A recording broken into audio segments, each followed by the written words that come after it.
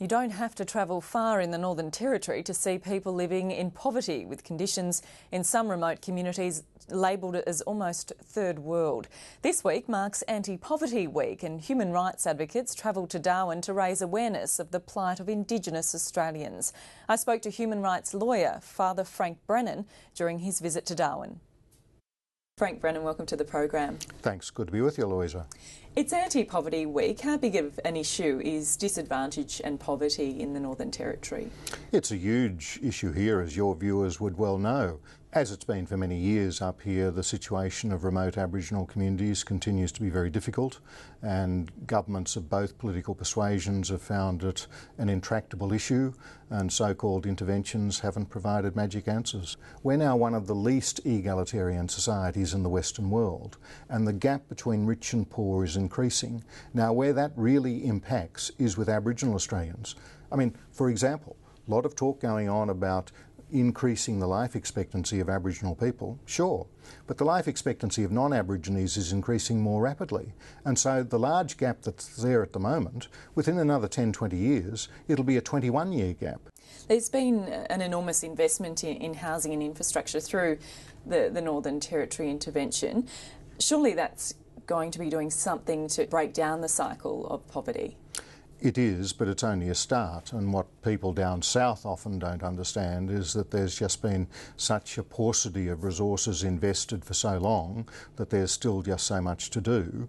And in terms of housing, of course, there have been issues about dealing respectfully with traditional Aboriginal owners and not just being seen to ride in over the top. But there's no magic in providing a house if it's full of 30 people, and there's no magic in providing a house if you're still looking at issues to do with education and health.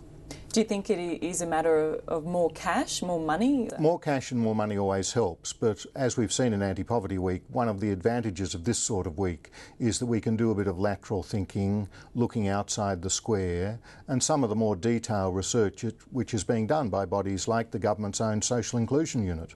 And guess what? Their first principle is to say, it's not just a matter of what you deliver, it's how you deliver it, and you've got to do it respectfully. They have a second principle. They say there's no point in just one-off injections.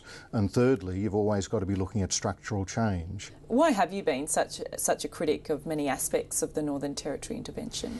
I've been critical of the racially discriminatory parts. You might say it's just the lawyer in me, but I think it's more than that. It's that I've been involved in Aboriginal affairs on and off for 20 or 30 years, and I've seen that Aboriginal people, they always react adversely when anything is being said to be done for their benefit, when they're not consulted and when it's different from everyone else.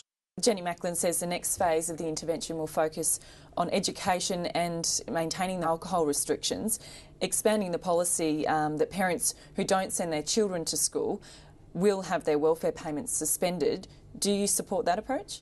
The problem that the government confronts is where they say we apply carrots and sticks to either increasing or decreasing your welfare payments, you don't actually have many carrots or sticks to work with. And in the end, you're not going to get kids to school unless parents and extended families are wanting that sort of education. And I don't think you're going to get that unless you've got a fully cooperative exercise. So I wish her luck, but where it's not the result of a grounded local community initiative and cooperation, then the small number of carrots and sticks you can apply to either upping or reducing people's welfare payments, I don't think will get kids to school.